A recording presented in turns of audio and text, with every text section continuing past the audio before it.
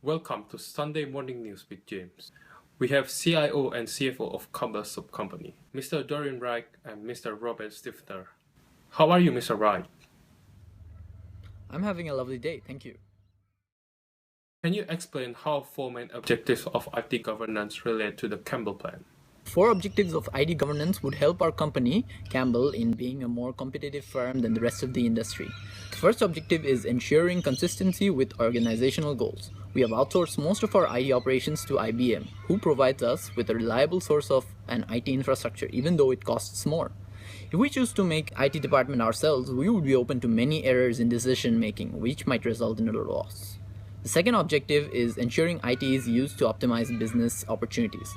We have invested around $20 million on our IT infrastructure. Before the investment, the lack of standardization has caused dealing with customers more difficult. With standardization, information is now more controlled centrally, leading to more communication and efficiency. The third objective is to ensure responsible usage. Before I was brought to Campbell by the CEO, decentralization was a major issue within the firm. Now that we have outsourced to IBM, our management can focus on the main objectives of the firm.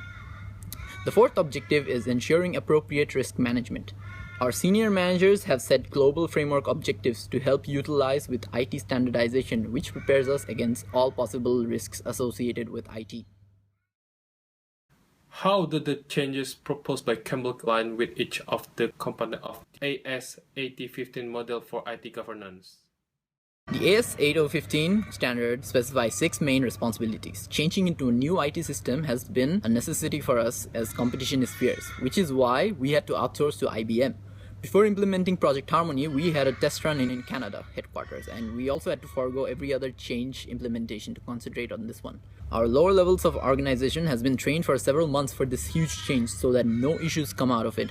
We are expecting a return of 20% from this entire investment, and benefits are already starting to be realized. We then monitored the Canadian site where there were improvements in the finance and accounting departments. Finally, every of our company has adopted with the SAP, and benefits that came with it were astounding. For your time and information, Mr. Wright. Now we will interview with Mr. Sifner. How are you, Mr. Sifner? I'm good, thank you. Can you explain some of the risks that could impact the implementation of the new ERP? We have identified those risks. Firstly, outsourcing risk. Our company relied heavily on the outsourcing when starting this project, which gives away the bargaining power to our partner IBM and SAP. Secondly, IT risks, where our data center handled by IBM. There are risks that the data could be lost because of the disaster, security breach, and data leak because of the staff dishonesty. Thirdly, the communication risk, where miscommunication between staff could delay the project. Lastly, the cost risk. This is the risk that we take when we invest most of our capital on this project. We try to reduce the risk by maintaining relationship with our partner, a recovery plan by backup the data using the cloud computing, created a new policy to encourage our employees to communicate effectively, and cost control by reducing unnecessary expenses. How can the transformation be managed successfully by Campbell?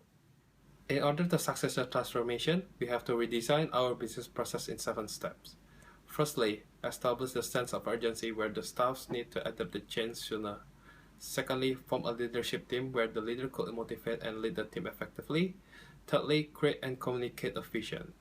This is when we have to analyze the transformation process in order to cover the problem. Fourthly, empower others to meet the vision.